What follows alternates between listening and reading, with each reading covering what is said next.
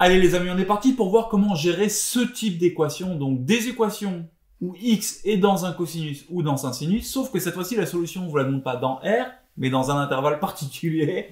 Bref, que du bonheur, on se fait ça tout de suite, vous allez voir, c'est pas si compliqué que ça. Alors, on commence avec la première. Cos x égale racine de 2 sur 2, et x appartient à pi sur 2, pi.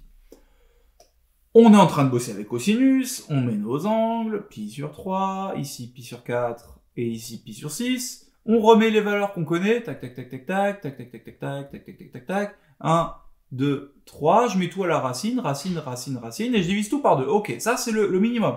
Ça c'est ce que vous devez avoir sur votre brouillon.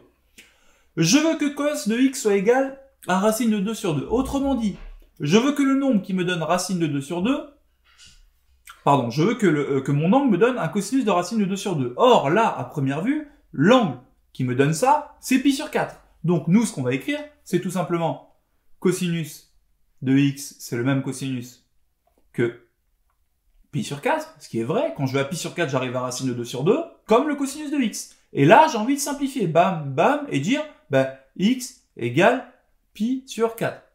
Ouais, sauf que vous savez qu'il y a une petite arnaque, c'est que en fait, si pi sur 4 ça marche, il se trouve que moins pi sur 4 ça marche aussi ici. Moins pi sur 4. Donc x égale plus ou moins pi sur 4.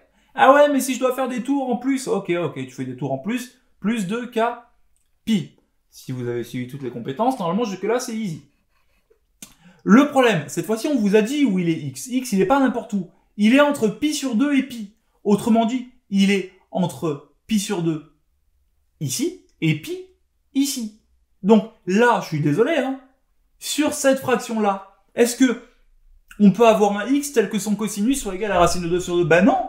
Donc en fait, il y a tout simplement pas de solution. Donc vous voyez, le fait de le calculer sur un intervalle en particulier, ça va vous changer le nombre de solutions possibles. Sur R, j'ai une infinité de solutions.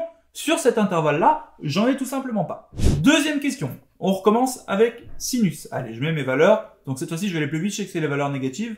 Donc là, j'ai moins pi sur 3, moins pi sur 4 et moins pi sur 6. Je mets mes valeurs ici, ici et ici. 1, 2, 3. Je mets tout à la racine. Racine, racine de 1. Je divise tout par 2, sur 2, sur 2, sur 2. Et je mets des moins. Parce que je suis dans les sinus négatifs. Très bien. Quand est-ce que j'ai un sinus qui vaut moins 1,5? J'ai un sinus qui vaut moins 1,5 ici.